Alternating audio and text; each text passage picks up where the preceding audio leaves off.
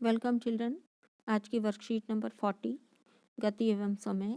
आज इस वर्कशीट में हम समय का मापन इस बारे में जानकारी हासिल करेंगे। हम समय को किस तरह मापते हैं। रवि एक लंबे समय अंतराल के बाद अपने विद्यालय जाने के लिए तैयार हो रहा था।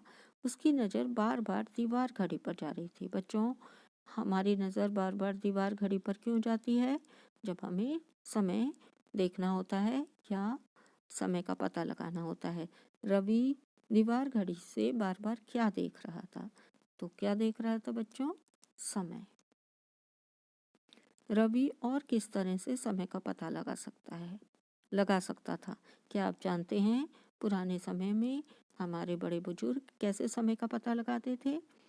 वो शैडो को देखकर या छाया की लंबाई को देखकर दिन के समय का अंदाज से पता लगा सकते थे। प्रकृति में बहुत सी घटनाएं निश्चित अंतरालों के पश्चात स्वयं को दोहराती हैं। बहुत सी प्राकृतिक घटनाएं कैसी होती हैं? एक निश्चित समय अंतराल के बाद अपने आप को दोहराती हैं। उदाहरण के लिए एक दिन, 24 घंटे के बाद एक दिन आता है। एक माह में कितने दिन होते हैं? 30 दिन के बाद एक माह बदल जाता है, दूसरा माह आ जाता है और इसी तरह 365 दिन के बाद एक साल खत्म हो जाता है और दूसरा साल आ जाता है।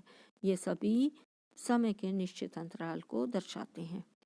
तो समय के निश्चित अंतराल को दर्शाने वाली युक्तियां हमें समय के मापन में हेल्प करती हैं। दिए गए समय अंतराल के लिए उपयुक्त शब्द लिखें। यहाँ पर आपको 3 वाक्यों में क्वेश्चन पूछे गए हैं। एक सूर्योदय से अगले सूर्योदय के बीच का समय क्या कहलाता है? ये क्या कहलाता है बच्चों? एक दिन। इसी प्रकार एक अमावस्या से अगली अमावस्या के बीच का समय क्या कहलाता है? एक माह।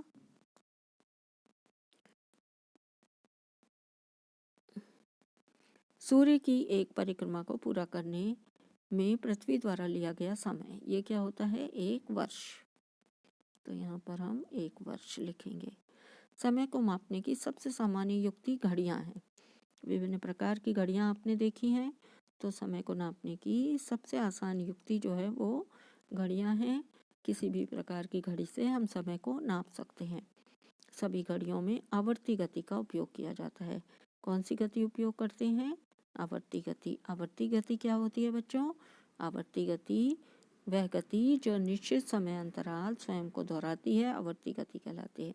अर्थात एक निश्चित समय के बाद अपने आप को दोहराती है। ऐसी गति को हम क्या कहते हैं?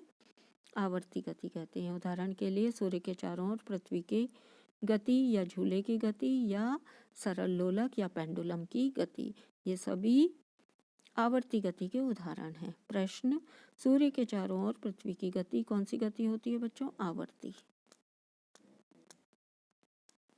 इसी प्रकार आवर्ती गति से आप क्या समझते हैं? क्वेश्चन नंबर 2 है, आवर्ती गति से आप क्या समझते हैं? वह गति जो निश्चित समय अंतराल पर स्वयं को दोहराती है, आवर्ती गति कहलाती है। उदाहरण क्या है इसके? सूर्य के चारों ओर पृथ्वी की गति, झूले की गति, इसी प्रकार सरल लोलक की गति या पेंडुलम की गति, इसी प्रकार चलते वक्त हमारे हाथों की गति, सभी आवर्ती गति के उदाहरण हैं। Thanks for watching.